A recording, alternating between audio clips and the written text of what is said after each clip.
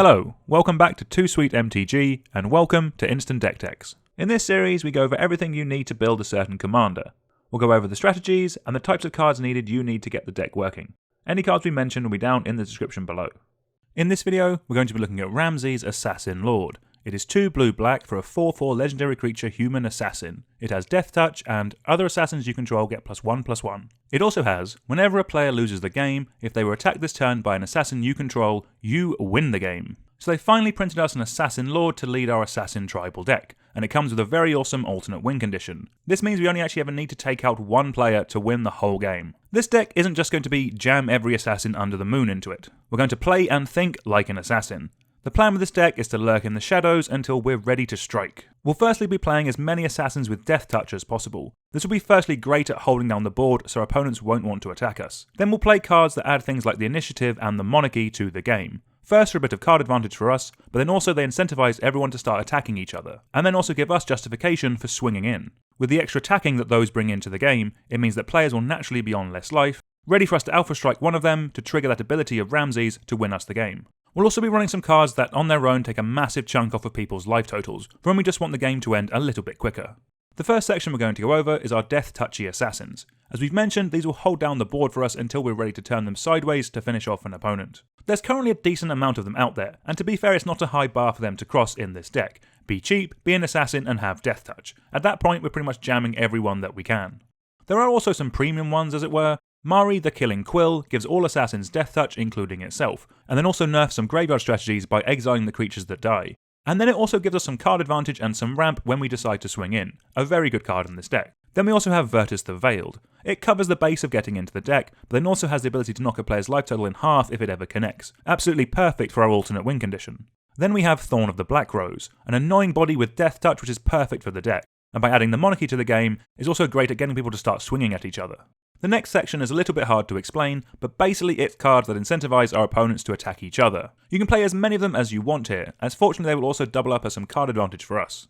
First up is some more cards that make us the Monarch. We have Court of Cunning and Ambition, and then Custodi Lich, and probably the pick of the bunch, Keeper of Keys. Keeper of Keys can make our creatures unblockable if we start the turn as the Monarch. Absolutely perfect for punching through to take out the one opponent that we need to win the game. Then we have some cards that can give us the initiative, another great way of getting our opponents to attack each other while also giving us some card advantage. Ravenloft Adventurer, also being an assassin, is really nice. Sarevok's Tome is a mana rock, so it can also count towards our ramp section. And then Rael, Kingpin, is another great death toucher that can buff up a creature to get even more damage through. Talking of dealing damage, there is also Gix's Yawgmoth Praetor. This not only draws us cards when we deal damage to an opponent, but it also lets our opponents draw cards when they deal damage to one of our opponents as well. We commander players can be a little bit greedy, and the promise of cards will make it pretty easy to convince an opponent to attack someone else. Then last up we have Curse of Disturbance and Curse of Verbosity. Stick one of these on a player and everyone will be piling in, getting their life total down nice and low so we can pounce and take them out of the game.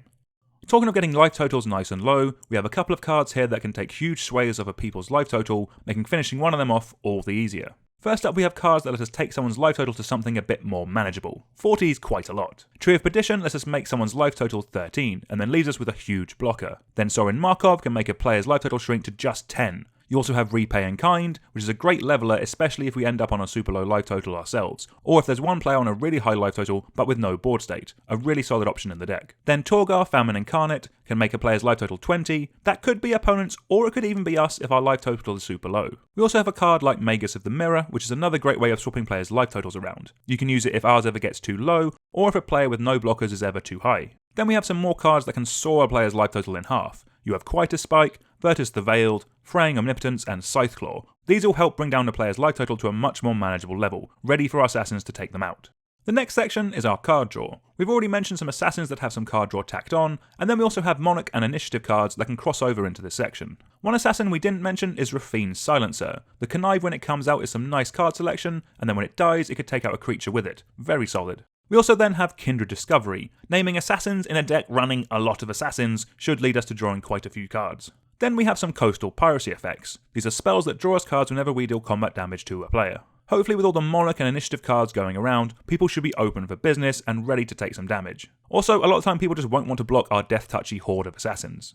Then we have some super solid instant and sorcery bits of card draw.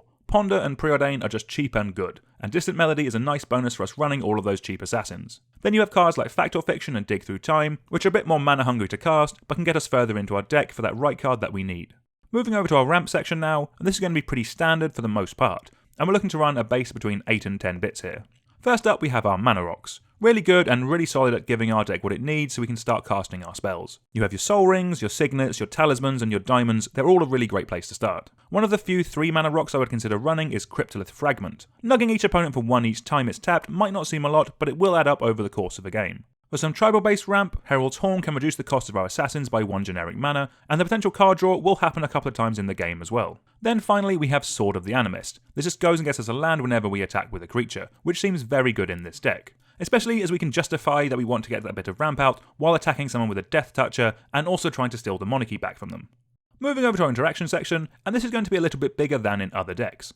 The reason for this is there is an absolute bucket load of assassins that kill creatures. Kind of on flavour here, I guess. Apart from the small death-touchy assassins, this is where the bulk of your assassin creatures will actually come from. There just really is a great amount of options out there for you to choose from to help you control a game. One spicy new one is Calidus Assassin, which can come in as a clone as one of the best creatures on the board and also remove it as well. A very nice card. We even then have some Assassin Matters board wipes, with Massacre Girl first being an assassin, and then Kindred Dominance being a great board wipe that can kill everything else on the board that isn't an assassin. And then I also like the look of some more politics enabling removal as well, with Fall from Favour being a great removal spell that also adds the monarchy to the game, and then Feast of Succession for a mini board wipe that does the same.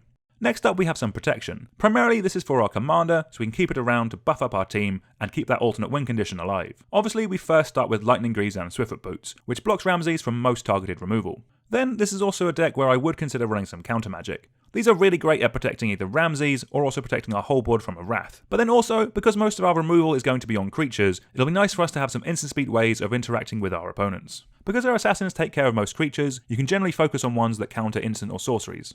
Next up we have a little bit of recursion in case things have gone a bit awry. We'll firstly have Graveshifter, which lets us bring back a creature to our hand while also counting as an assassin. Then we have From the Catacombs, which lets us bring back an impactful creature from any player's graveyard and also lets us take the initiative. The fact it also has Escape means that we can do it over and over again. We then also have Patriarch's Bidding and Haunting Voyage. These let us return a ton of assassins from the graveyard to play. Really impactful cards that can be really strong if the game's got a bit too board wipey. Okay, so we've got our assassins, we've got our commander, let's go over some dedicated ways to help us win the game. First up we have Reflections of Lityara. This can come down and then double up every assassin that we play from then onwards, and doubling the chance of us getting through for that lethal swing that we need. And then it wouldn't be a tribal deck without at least mentioning Coat of Arms. Yes, this effect is symmetrical, but we'll be in as good a place as any to make the most use out of it and create an absolutely lethal board state. Another way of pumping up our team is with the background Haunted One. This gives our creatures an additional +2/+0 and gives the whole team Undying if they are tapped and attacking. This basically gives us a free rumble, ready for the team to go again next turn. Talking of attacking, we can also run some ways of guaranteeing our creatures get their combat damage through. Artful Dodge, Shadow Riff, Slip Through Space and Whispersilk Cloak all give one creature unblockable until end of turn, perfect for stealing back the initiative or the monarchy. Then we have Open into Wonder and Tezzeret's Gatebreaker, which can make our whole team unblockable for a really impactful combat step to win us the game. On the topic of getting damage through, we also have cards like March of Swirling Mist, Sleep, and River's Rebuke. These all have the potential to completely nerf an opponent's board for a turn, giving us the time we need to swing our own board state into them to take them out and to win the game. For some other cool ways of winning, we start with Etrata the Silencer. An unblockable assassin is already a great place to start, but being able to exile an opponent's best creature is a great bit of tech that this deck will absolutely love. Yes, we do then shuffle Etrata back into the deck, but if we do this 2 or more times, we can take out a player and win the game. On the topic of unblockable assassins, we also have Changeling Outcast, which importantly is an assassin. We can suit it up with Vorpal's Sword, and then if we have 8 mana when it gets through, we'll take out a player, and again, we win the game. Another way you can take out a player out of nowhere is with Hatred. If we get one of our assassins through unblocked, we can just play this and dump all of our life into it to take a player out. Just like a proper assassin, your opponents won't see it coming. Then one last alternate win con for the day with Revel in Riches. Things die all the time in Commander, and when you add all of our Deathtouch creatures and all the assassins that we have to kill things into the mix, getting to 10 treasure tokens at the start of our upkeep will be really easy, so we can win the game that way as well. Rounding off the deck with some utility lands, and we have a decent amount that we can run to help out our game plan. First up we have some lands that can make a key creature or 2 unblockable for a turn. We just have enough cards that care about us dealing combat damage that having these be basically free to run as their lands becomes a no-brainer. For some colour producing lands, Bojuka Bog is a great answer to any graveyard deck at the table, and then Mystic Sanctuary can bring back a key bit of protection or a board wipe when we just need another answer. Then because this deck really wants the commander in play, Command Beaking is a great one-time command attacks reset.